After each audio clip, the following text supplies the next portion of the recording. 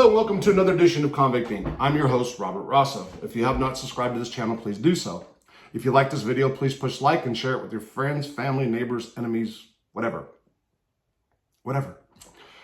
Okay, so I'm going to talk about a Philly Muslim who had X-rated movies turned off the TV in prison for religious beliefs. Okay. So here's the deal. When I entered the feds in 1998, they were still showing R-rated movies sometimes in the movie theater. Back in the day, most prisons had a movie theater where people would go to, bring like your snacks and drinks, and it was actually really nice.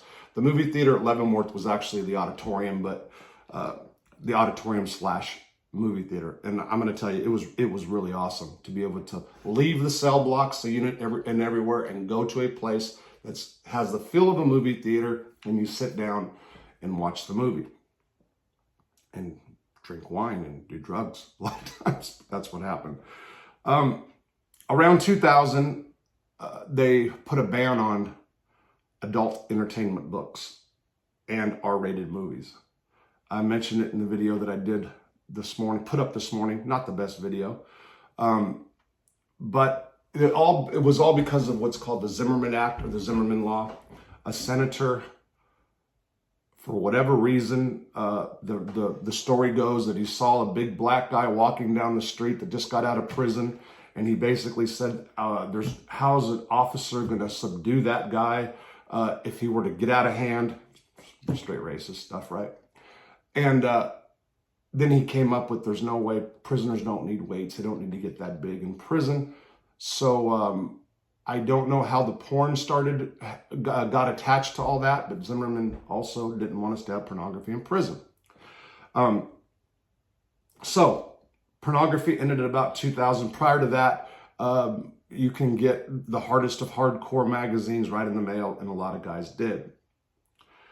In 2003, I was transferred from 2002, I was transferred from Leavenworth to USP Lewisburg. Now, Lewisburg is in Philadelphia. I'm sorry, Lewisburg is in Pennsylvania, and it had a real high population of Muslims. I want to say there was like 400 or 500 on the compound total. There was a lot of Muslims at that time. Maybe not so much. It was in the hundreds, over 3.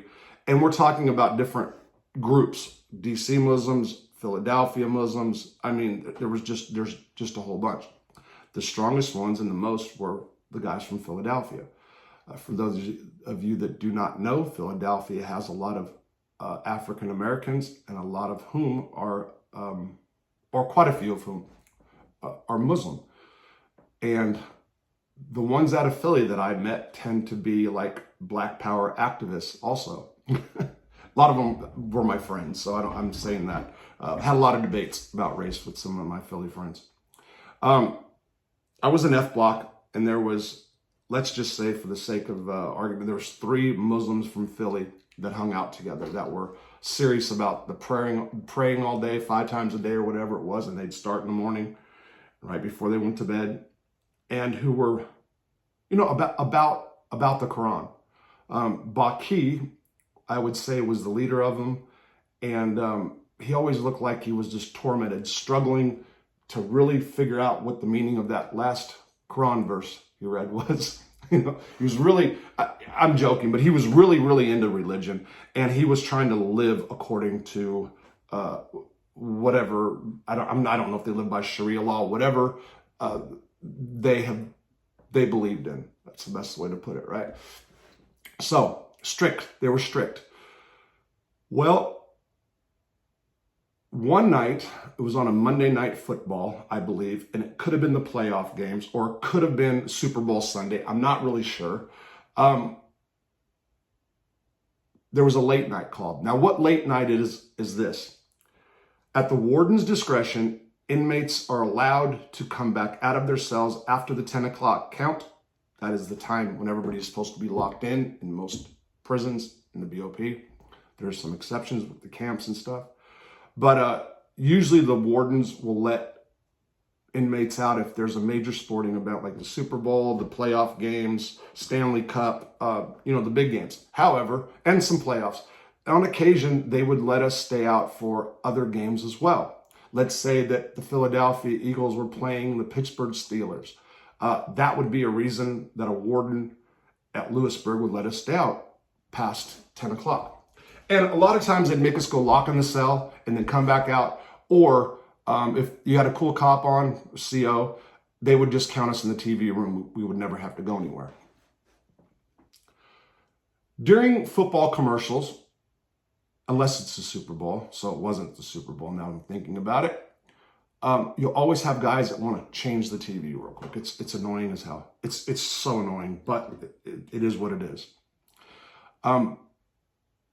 And there was a commercial during the football game, and somebody was breezing through the channels, I think to get a basketball score or something else. It's usually sports related when they turn it. And there was boobs on the screen. And somebody stopped because you're not used to seeing big, just boobs all out there, because we don't see R-rated movies in federal prison. And not only did they see boobs, but there was, about 4 or 5 girls going at it with each other, which caused the whole TV room to pause because you don't see stuff like that on TV. We haven't seen that. It's not like out here where porn is at your fingertips now, which is just crazy since I've been out. I mean, you can order a girl like Chinese food, or I guess a guy, whatever, if that's your preference. It's crazy. In there, you can't even see boobs. But anyway, so here's what happened. Of course, it seems weird. A bunch of guys want to watch porn, right? And it is. The deal is when you haven't seen naked women in so long, or orgies on TV, and these are rated X movies, by the way, it makes you kind of pause because you haven't seen it in so long. What had happened was the cable provider company, or whatever you call it, of the prison, like they have like those specials like HBO for a week for free. And whoever was running the TV, who's filter stuff out, that's what it was. There was actually no way to filter out the free X-rated movies.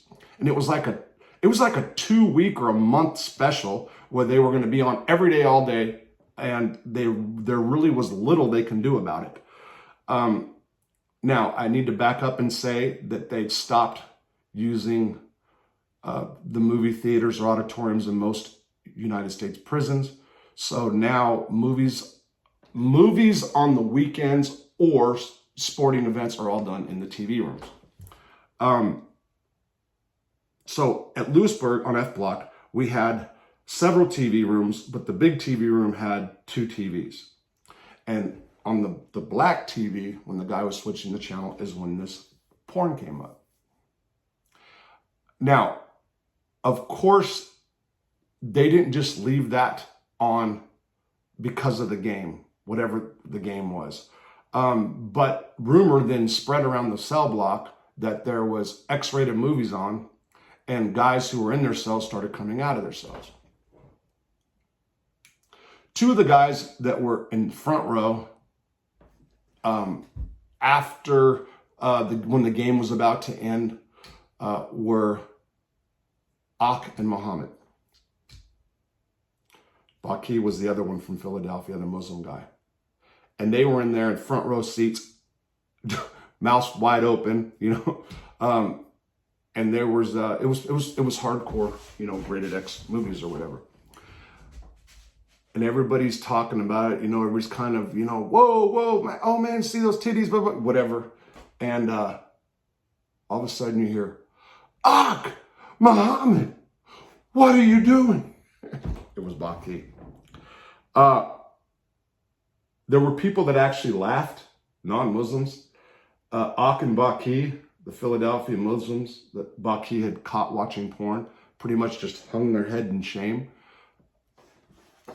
Apparently that Muslims aren't supposed to watch pornography, or that sect of Muslims. Like I said, they were doing the strict thing, and I don't know if it was Sharia or whatever. I just said that. There's different forms of Islam that people follow in prison. You got the Prislam, which is a more hardcore I don't know the difference between the Sunni and the Shiite and all that, or who was what. I just know that the guys from Philadelphia were the strictest Muslims there was in Lewisburg at that time. And after Baki left, the other two, kind of went walking out with their heads down. And when I was going back to my cell, I had to pass Baki's cell. He was just whoop, whoop, whoop. How can you do that? Whoop, whoop. And the Quran says, and he had the Quran out, no BS. He was all into him, which was kind of funny to me. The next day, it's all around the prison that there's X-rated movies. There's some guys like stayed in from work to watch those movies. And some people that worked at the rec, that's where the TV is controlled. Who runs the TV is the rec department. Talked to the rec officers or whatever, and they had no intentions whatsoever of turning the X-rated movies off. Again, it was like a freebie by the cable company. So it wasn't something that they had to worry about covering themselves, meaning that they weren't showing us R-rated or X-rated movies on their own accord. It was what the cable company did. And they're like, who cares? Screw it. Well, Monday or Tuesday, so it was on for 2 days. It was actually on for 2 days. So let's just say Tuesday, okay, for the sake of argument. Tuesday, right about right about 4:45, people are starting to go in the TV room. Of course, there's the news is on at that time, but the black TV had the X-rated movies on. And all of a sudden, the TVs just go dead, black. And people didn't know what was going on. They came on a few minutes later, and there was a block on the X-rated movies. What had happened, we found out the next day, was Baki went to the rec supervisor in charge of the TV and said that there was pornography on the TV that's not allowed. True shit, in a maximum security prison. And the senior rec officer said, Baki complained, that's why we shut it off. Like, he put him right out there.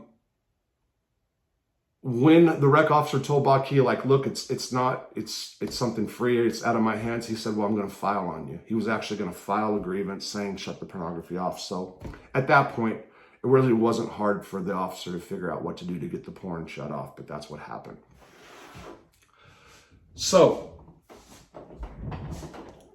I just remembered this story, like I said in the last video. The other day it popped up in my head. I wrote it down. It goes in with a couple of other stories I'm going to be talking about regarding Muslims. And I just remembered like how crazy it was. And it was even crazier because people were really upset, like that nobody did anything to him. The Philadelphia Muslims probably had one of the biggest Muslims cars, so maybe that's another reason why they didn't. I know that behind his back, some of his brothers complained, but it is what it is. He was serious. He was all about it. But to go ahead and have a prison shut down pornography like that or X-rated movies because of your beliefs is probably taken a little too far. But he survived. Nothing happened to him, and that's the federal prison system. One day somebody can get killed for owing $5, and the next day they can have X-rated movies shut off that nobody has seen in 9 years and walk around just fine. You never know. Every yard's different.